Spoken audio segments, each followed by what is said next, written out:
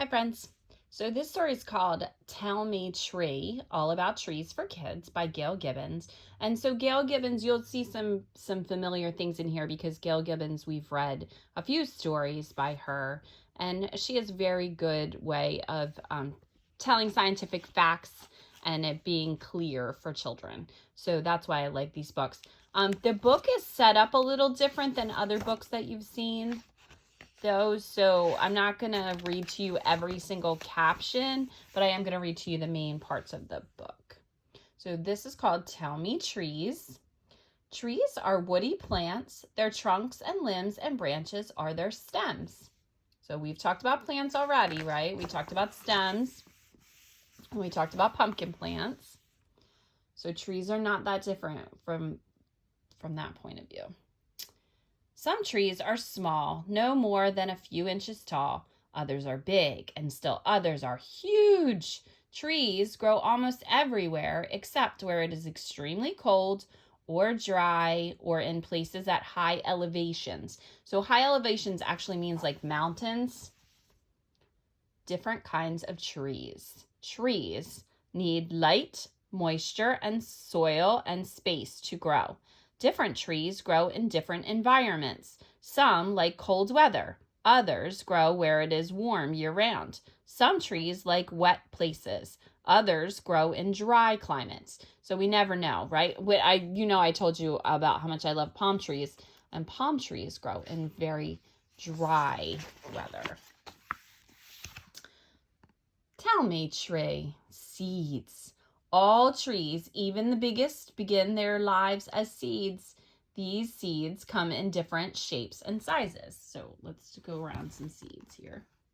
So we see these all the time. We call them helicopters when we're on the playground, but those are actually silver maple seeds. These are all different kinds of seeds. Interesting, right? Should I get the whole thing?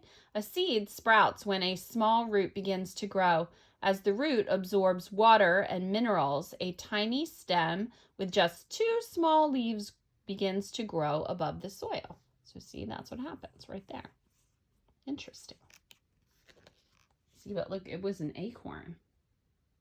You find those everywhere too, right? An acorn is the seed to a red oak tree. And look at that. That's how it grows.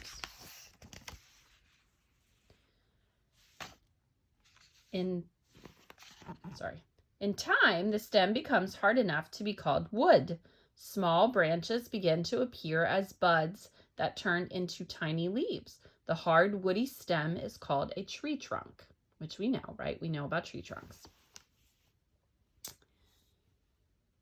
A trunk is covered by a hard layer of wood called bark. Bark protects trees from weather and insects and animals that attack them. Different kinds of trees have different kinds of bark, hard or soft, thick or thin. So we talked about that too. That's their skin, right? So you don't pull it off a tree. That's hurting the tree. Underneath the bark is a thin layer called the phloem. The phloem carries the food made by the leaves to the branches, trunk, and roots of the tree. Next is the cambium layer. The cambium layer forms new growth for the trunk of a tree each year. The next layer, the sapwood, is made up of tiny tubes that carry water and minerals called sap from the roots to the leaves. The center of the tree is called the heartwood, dead and solid sapwood that gives a tree its strength to stand.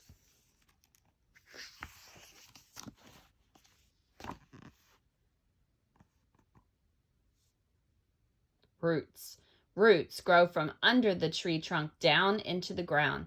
Tiny root hairs at the tip of the roots take in water and minerals from the soil to help the tree grow.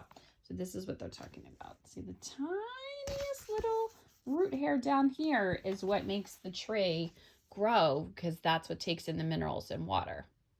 Roots anchor a tree in the ground and help hold it upright. Most trees have as many roots below the ground as they have branches above the ground. So as many branches as it has, that's how many roots it takes to hold it up. Leaves. The leaves of a tree make food for the tree to grow. The leaves pull up water from the roots and breathe in a gas from the air called carbon dioxide. Inside the leaves is a substance called chlorophyll.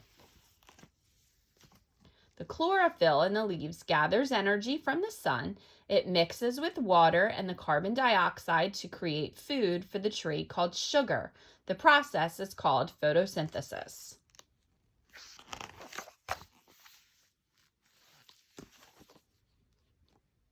Trees use food from their leaves to grow new wood, branches, twigs, buds, leaves, seeds, nuts, and fruit. The fruit of trees is often sweet from the sugar the leaves make. Trees need their food to stay alive and renew their growth.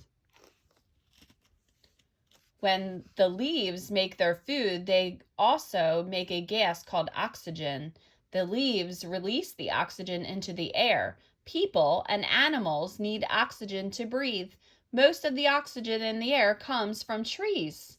See that? So humans need trees in order to breathe. Evergreens, also called conifers. Although leaves come in many different shapes and sizes, there are only two different groups of trees, evergreen trees and broadleaf trees. Most evergreen trees have needles that are thin and scale-like because most evergreens keep their seeds inside cones. They are also called conifers. These trees lose their needles or leaves a few times a year throughout the year. But we just like to call them Christmas trees, right? Broadleaf trees. Broadleaf trees have flatter and wider leaves. Many grow flowers and fruit and produce different kinds of seeds. Most broadleaf trees are deciduous. That means they lose their leaves in the autumn. So those are the leaves that fall off the trees, right? That's what deciduous means. That means they lose their leaves in the autumn. Some leaves turn beautiful colors before they die and fall. In the spring, broadleaf trees grow new leaves. So that's the cycle that we talked about in the other book, right? Identifying trees. Here we go. You can identify a tree by looking at shapes of its leaves. Some leaves are smooth-edged, some are rough-edged, some are very big and broad, others are small and thin. So see that? Different leaves. We talked about that before too. There's the cottonwood. See all these different kinds of leaves? You can find any of these on your walks, right? Let's see. So red oak. We know we have some of those at school because we have lots of acorns. There's a white pine. Pine oak. Here's my palm trees. I love a palm tree. Trees are used in many ways. They are harvested for their wood to build houses, to make furniture, crates, paper, and pencils. Thousands of things we use every day. We eat nuts and fruits grown on trees too. Many animals and birds make their homes in trees. Millions of trees are cut down each year. It is important to harvest trees carefully and to plant new ones. Future growth is important because trees make oxygen for people and animals to breathe. Their roots hold soil together to keep it from eroding. Also, they make the world a beautiful place to live, right? So just all the important things that they do, yes, but they also are just absolutely beautiful. So there's some ideas in here on what you could do. We did all of these last year, but I did them with them. So you can do any of these. You can press a leaf, which I am going to ask you later on this week to collect leaves. So if you wanted to press them in a book and just keep them flattened so that you could look at them very carefully. Then you can make a leaf rubbing. So you just put it between two pieces of paper and rub the crayon sideways over it. That's fun. You can do bark rubbings the same way. So you just remember, we are not taking bark off the trees. It's important that we don't do that, but you can tape paper to the tree and then rub it same way. You just take the crayon sideways. You can also obviously draw trees. I love tree drawing, so if you wanted to use the free drawing page on Seesaw, please feel free to do that.